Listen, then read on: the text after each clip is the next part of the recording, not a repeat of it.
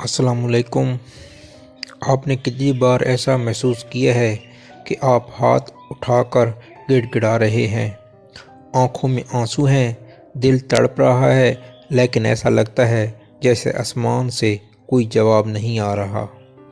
आप थक जाते हैं, मायूस हो जाते हैं और फिर एक वक्त आता है जब आप कहना शुरू कर देते हैं कि शायद मेरी किस्मत में ही नहीं है या मेरी दुआएं तो कबूल ही नहीं होती। अगर आपके साथ भी ऐसा है तो आज की ये वीडियो ख़ास आपके लिए है। आज मैं आपको वो 5 बड़ी वजूहात बताऊंगा जो हमारी दुआ और अल्लाह के दरमियान दीवार बन जाती है, और वो तरीके भी जिनसे आपकी दुआएं अर्श को हिला देंगी।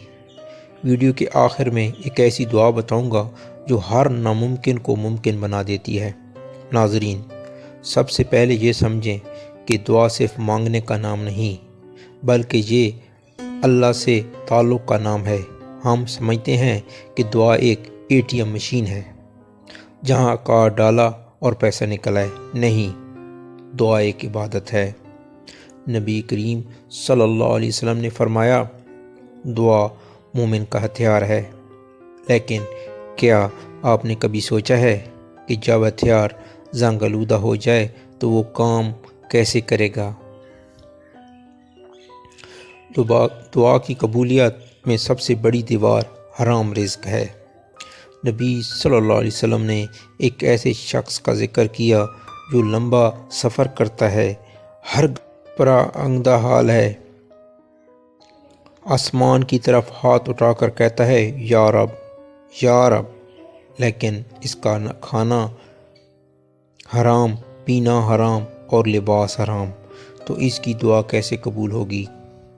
अगर हम सूद खा रहे हैं, किसी का हक मार रहे हैं या कारोबार में डंडी मार रहे हैं, यानी उसमें कोई कमी बेशी करते हैं नाप तोल में, तो हमारी दुआएं आसमान तक नहीं पहुंचती बल्कि छत से टकरा कर वापस आ जाती हैं।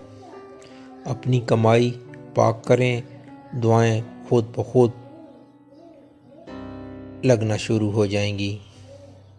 नबी करीम सल्लल्लाहु अलैहि वसल्लम ने फरमाया, तुम्हारी दुआ तब तक कबूल नहीं होती जब तक तुम जल्दबाजी नहीं करते। सहाबा ने पूछा, जल्दबाजी क्या है? आप सल्लल्लाहु अलैहि वसल्लम ने फरमाया, ये कहना कि मैंने दुआ मांगी पर कबूल नहीं हुई और फिर दुआ छोड़ देना। अल्लाह आपको वो नहीं देता जो आप चाहते हैं, बल्कि अल्लाह वो देता है जो आपके लिए बेहतरीन है और सही वक्त पर देता है। कभी कभी अल्लाह आपका हाथ उस लिए खाली रखता है क्योंकि वो आपकी आवाज़ को बार बार सुनना चाहता है। वो चाहता है कि आप इसके और करीब आ जाएं। क्या आपने कभी गौर किया है कि हम दुआ मांगते हुए इधर उधर देख रहे होते हैं? ज़बान पर या अल्लाह दे दे दे दे होता है, लेकिन दिल में दुनिया की ख्यालात होते हैं, दिमाग हमारा कहीं और होता है। अल्लाह गाफिल दिल की दुआ कबूल नहीं करता। दुआ मांगते वक्त आपका यकीन होना चाहिए कि मेरे सामने मेरा रब है और कायनात की हर चीज़ इसके कब्ज़े में है।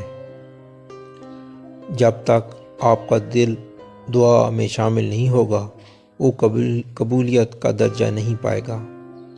नाज़रीन, अल्लाह हर दुआ का जवाब देता है, लेकिन इसके 3 तरीके हैं।